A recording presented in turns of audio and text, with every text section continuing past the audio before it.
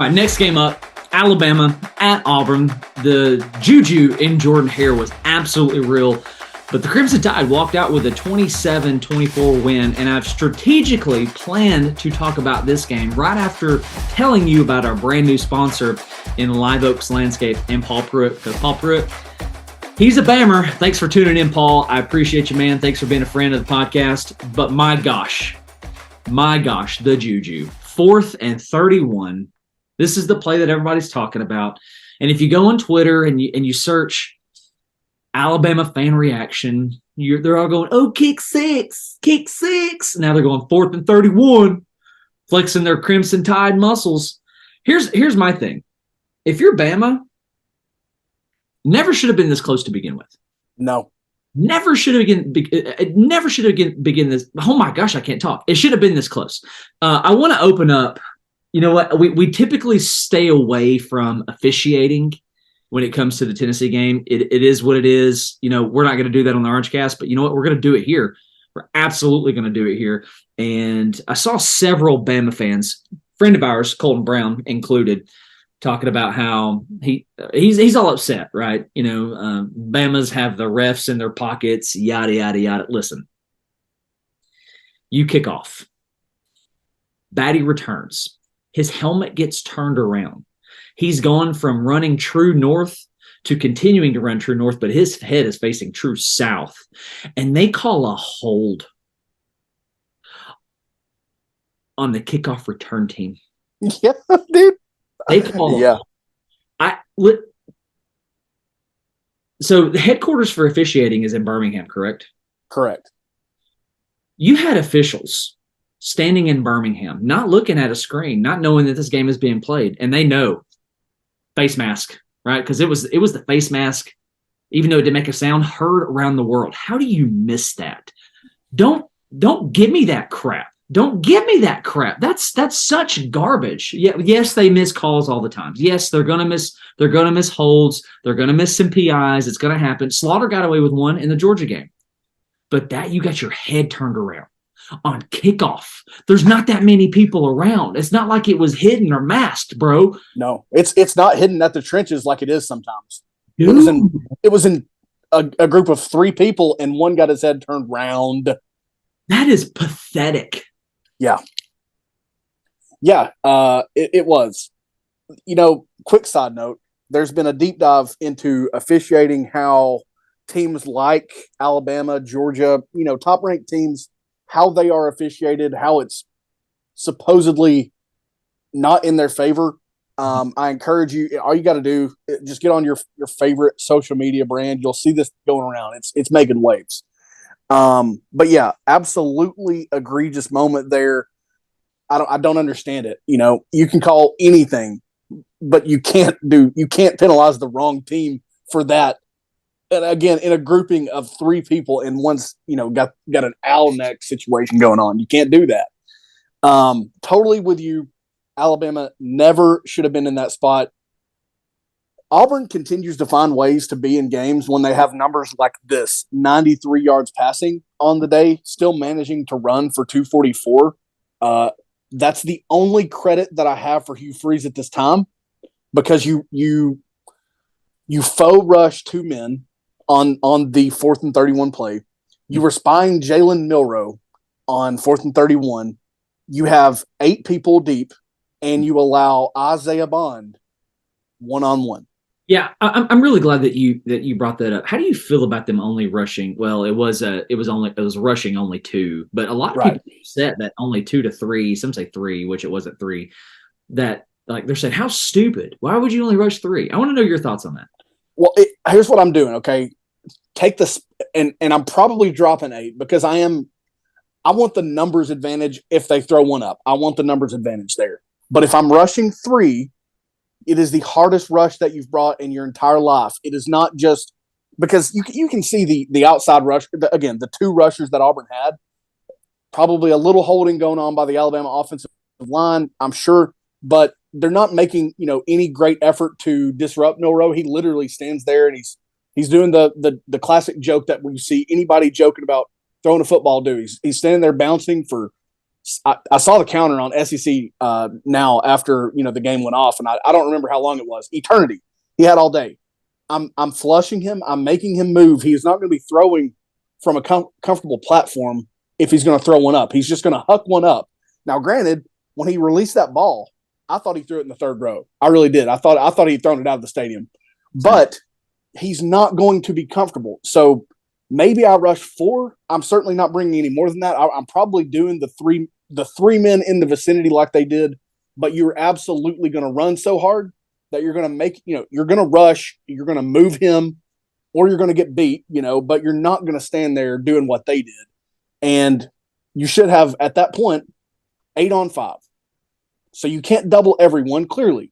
You can't do that. You're going to double Isaiah Bond, though. Yeah, I mean, so I'm with you. I'm doing the same thing. I'm not spying him. I'm sending 3. And you got to convince those 3, listen, you got to create pressure. You cannot let him sit back there. And it was a very poor effort on the rushers. I mean, of course, they thought, it's 2 against 5. Like, what chance do we have? But if you get far enough wide, you can get. Yeah. So I'm not doing that. I'm not spying. I'm rushing 3. And for the most part of your 8, I think I have 3 on the back end of the end zone. One in the corner, one in the middle, one on the other corner, and your other 5 are toes on the goal line. Not toes on the goal line, toes on the goal line. With your eyes on Jalen Milroe. Where does he throw that ball? And if he's ready to take off running, you need to go pursue him, corral him. That could not have been defended any worse. But I'm in total agreement with, well, not total agreement. I'm cool with rushing 3. Sure. You don't spy it. Yes, freak of an athlete, but you're talking about 31 yards that he's going to have to figure out on what is basically a glorified punt return situation, right? Yeah. You're talking about, it's going to lead to a lot of laterals is what it's going to be. It's not going to be him actually running, most likely for 31 yards with 8 men coming towards him and 3 at that point, leaving their original spot to go chase him. It's going to be a ton of laterals if it's successful, and it's probably not going to be successful. Just watch those plays. They make great entertainment. Look at Georgia at halftime against Tennessee the week before. What they did, putting as many deep on the goal line as they did. Do anything like that. You know what I mean? You can't. That's just, again, I talk about this sometimes, and I think you'll remember it. But goodwill, it only lasts for so long, especially as a coach, before opinions start to change. Yada yada. It doesn't help a single thing that you lost to New Mexico State the week before. Obviously, you would have bought a year's worth of goodwill, at least if you win this game. But you lose it in that fashion. This is Butch Jones 2015 losing in that way.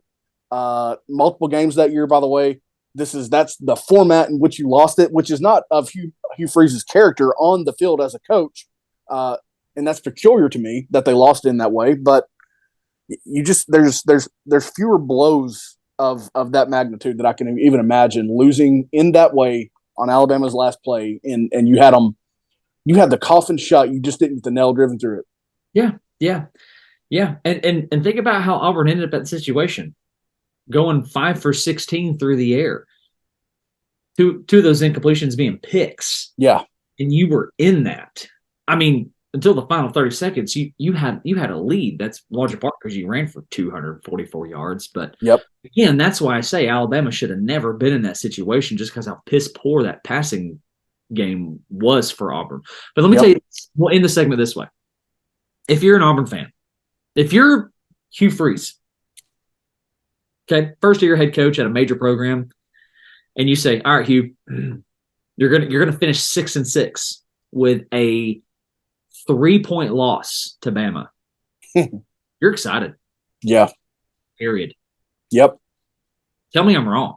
I dare any of you to tell me I'm wrong. You can argue, well, Auburn has high expectations. Yes, you have high expectations, but you don't have the personnel for those expectations. So you're going to absolutely not 6 with a 3-point loss to Bama. You're going to take that. But what sucks is what you don't know inside of that 6-6 is the New Mexico State loss and how you lost in Jordan Hare to the hated Tide. That sucks. It does. And you had a chance to really have a high-pull 2021 and do a lot more than was expected. Granted, with different situations, obviously, no scandal at this moment for Auburn other than the pushback of hiring Hugh Freeze, and you choke it down one step to 6-6. Don't know what the bowl matchup's going to look like, but they lost to New Mexico State, so I'm not going to be terribly optimistic, no matter who it is. Yeah. Granted, I know they could probably beat that team in a 6-6 bowl matchup, but yeah, I'm with you. You're going to take that, and it should mean good things for the future, unless he's just, forgotten how to be a successful coach. Yeah. I think I said I would already in the segment with this, but I'm actually going to add one more. I feel like my mom. She'd be like, "Bye, son. Love you. All right, love you too, mom." And then she comes in with something else, like, "No, mom, we already said bye." Yep. There's pass interference on that final play. All right, so Bond gets pushed, but he gets into the trajectory of where the ball is. Yeah. Here's the deal. If you're going to commit it. Yeah, tackle him. Tackle him. Live to play another down with another attempt. Now, it's going to be half the distance of the goal at that point, so 4th and 15. Is that right? I can't tell when college officials put it at the spot of the foul, which would have been at the 2-yard line, or when they say, hey, you could have had a full 15 yards there. Put it on the 16-yard line. I don't know, but they're all better outcomes. I'm with you.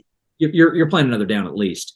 And maybe we should ask Mark Emmert for clarity on that rule. None of us are ever going to get it. But, dude, tackle him, shank him, pull his pants down, expose him, embarrass him, make him go to the sideline, get ejected. Yeah. Do it. Take your helmet off and lunge it at the ball. Like, do whatever you got to do. Don't push him into where the ball is going. Exactly. Just pitiful. I was happy for Auburn to be in that situation, and then that happened, and then you could have been 7-5. You're a penalty away potentially from 7-5. Think about that. You're a potential penalty away from being 7-5, beating a hated rival in the Iron.